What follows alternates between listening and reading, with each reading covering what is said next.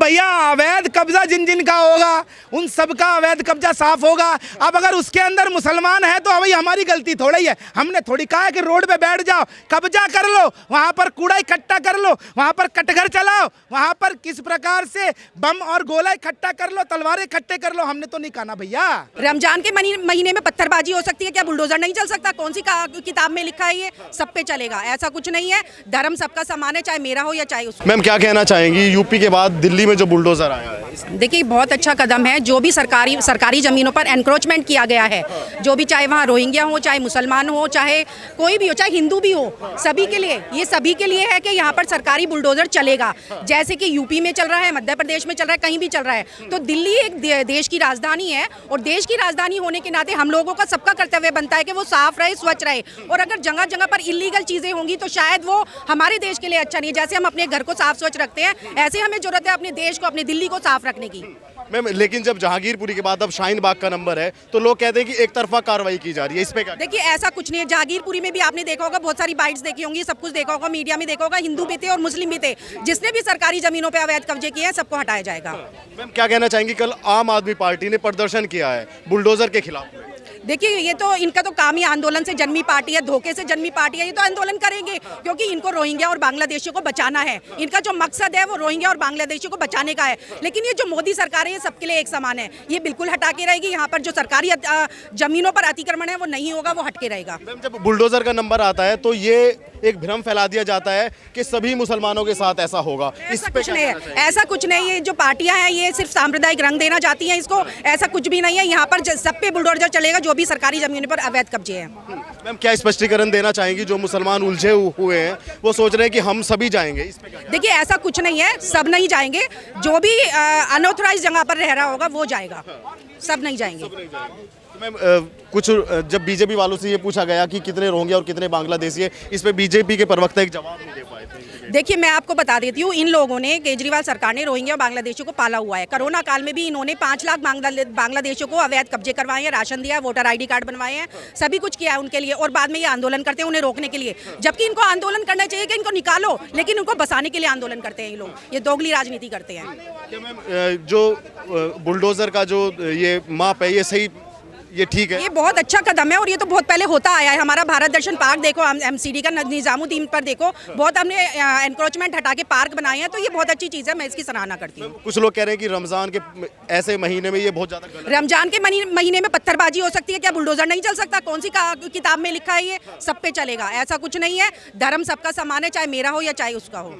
Ma'am कुछ लोग ये कह रहे हैं कि लाउड स्पीकर को लेके कि लाउड स्पीकर की आवाज़ पे भी अभी काम करना था क्या? देखिए लाउड स्पीकर का क्या मैटर है? जैसे हिंदू भी हनुमान चालीसा चला सकता है, मुसलमान भी चला सकता है, तो सबको बंद करना चाहिए ना। सबको डिस्टर्ब होता है, कोई पढ़ रहा है बच्चा अपने घर में, कोई शादी हो रही है, कुछ हो रहा है, तो ये तो सभी के लिए एक मामला है कि सबको ही इस पर प्रतिबंध लगाना चाहिए। ये तो पहले से लगना चाहिए था, लेकिन अभी सख्ती जो यूपी में हो रही है वो सब जगह होनी चाहिए। दिल्ली में इलेक्शन है, इस वजह से ये कार्रवाई की जा रही है, कुछ लोगों का ऐसा कहना है। देखिए ऐसा कुछ नहीं है। हमारी सरकार ना कभी डरती नहीं है, वोटों का लालच नहीं करती है, इसीलिए हमारा बुलडोजर चल रहा है। लेकिन ये लोग बचाने के लिए खड़े, क्योंकि इनको वोट की अपनी चिंता है। इन्होंने झूठे वोटर ID कार्ड बनवाए हैं। इनको लगता है कि अगर हमने इनको बुलडोजर चलवा दिया तो ये हमें वोट नहीं देंगे और यहाँ से चले जाएंगे। तो हमें वोटों की चिंता नहीं है, बुलडोजर चल के रहेगा। पहचान किस तरीके से करेंगी मैम? पहचान तो सरकारी जमीनों पे जिसने भी एनक्रोचमेंट किया है वो हटेगा, अपने आप पहचान हो जाएगी। लेकिन कल मैम हम शाहीन बाग में गए थे तो कुछ लोग कह रहे थे कि ये जमीन हमने किसानों से खरीदी है और हम पे इस प्रॉपर्टी के पेपर देखे जाएंगे, पेपर देख के ठीक है, अगर पेपर है तो हमें कोई प्रॉब्लम नहीं है। धन्यवाद। बुलडोजर का रुख शाहीन बाग की तरफ हो चुका है, इस पे क्या कहना चाहेंगे? जहां जहां अनाधिकृत कॉलोनियां होंगी उन सब पे बुलडोजर चलेगा और दिल्ली की हर गली में, हर नुक्कड़ पे, हर चौक को हम अवैध कब्जे से आज़ाद कराएंगे, ये हम लोगों ने ठान लिया है। अच्छा जब बुलडोजर का नाम दिल्ली में आता है तो कुछ लोग कहते हैं कि एक तरफा कार्रवाई की जा रही है, सिर्फ मुस्लिमों को टारगेट किया जा रहा है। अब भैया अवैध कब्जा जिन जिन का होगा उन सब का अवैध कब्जा साफ होगा। अब अगर उसके अंदर मुसलमान है तो भाई हमारी गलती थोड़ा ही है। हमने थोड़ी कहा है कि रोड पे बैठ जाओ, कब्जा कर लो, वहां पर कूड़ा इकट्ठा कर लो, वहां पर कटघर चलाओ, वहां पर किस प्रकार से बम और गोला इकट्ठा कर लो, तलवारें इकट्ठे कर लो, हमने तो नहीं कहा ना भैया जी। अच्छा सर ये सवाल उठता है कि रोहिंग्या और बांग्लादेशी है वहाँ, जब हम मुस्लिमों से बात करते हैं वो कहते हैं कि यहाँ पे एक भी रोहिंग्या नहीं है, एक भी बांग्लादेशी नहीं है। चोर कहेगा कि मैं चोर हूं? नहीं कहेगा।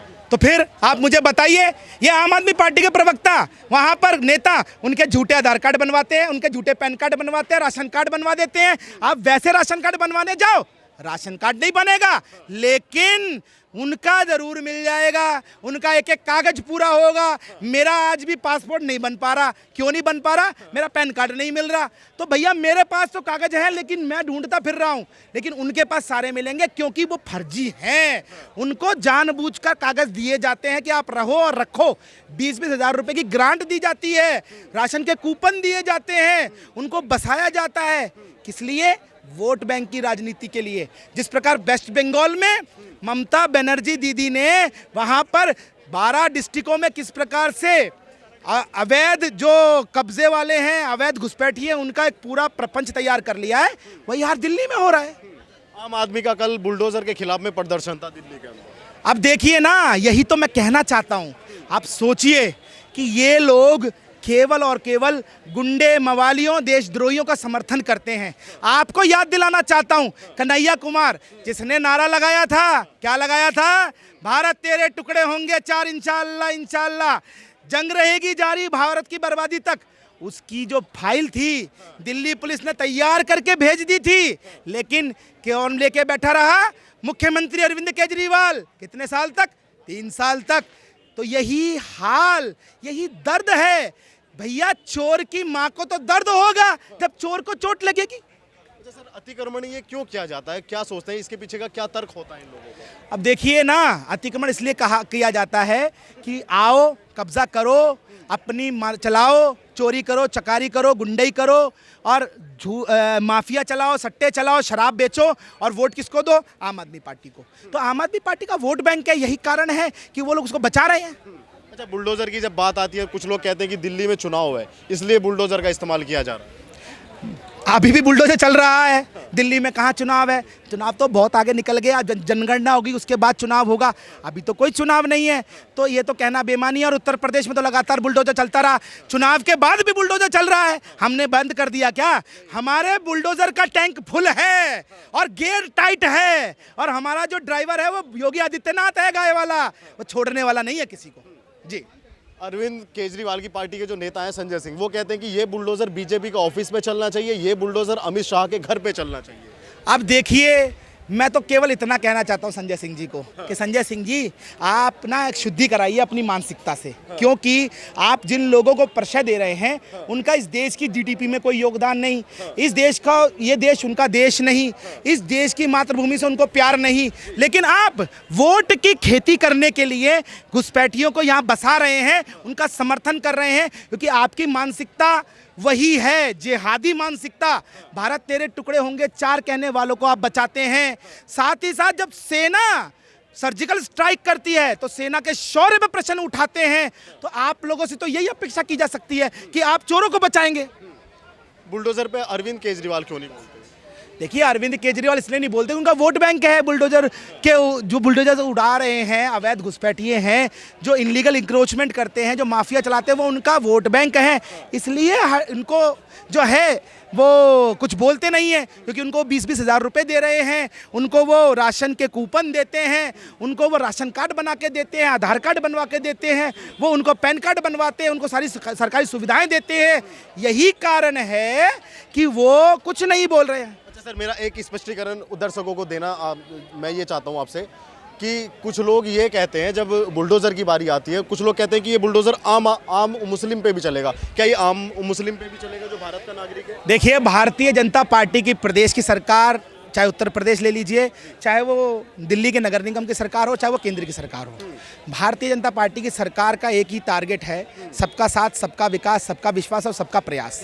आप इसको देख लीजिए, चाहे उत्तर प्रदेश में आपने देखा होगा, कभी धर्म पूछकर किसी को सुकन्या का फॉर्म नहीं भरा गया, किसी को प्रधानमंत्री मुख्यमंत्री आवास योजना के अंदर लाभार्थी नहीं बनाया गया, किसी को भी जो उज्ज्वला योजना का सिलेंडर है वो धर्म पूछ के नहीं दिया गया।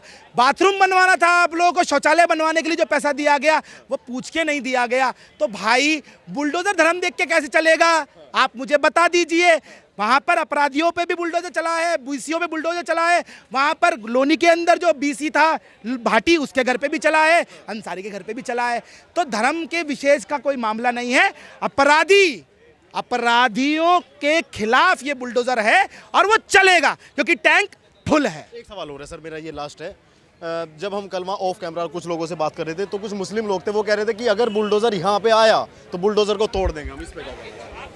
उनकी जो है ना ये गलत फहमी है।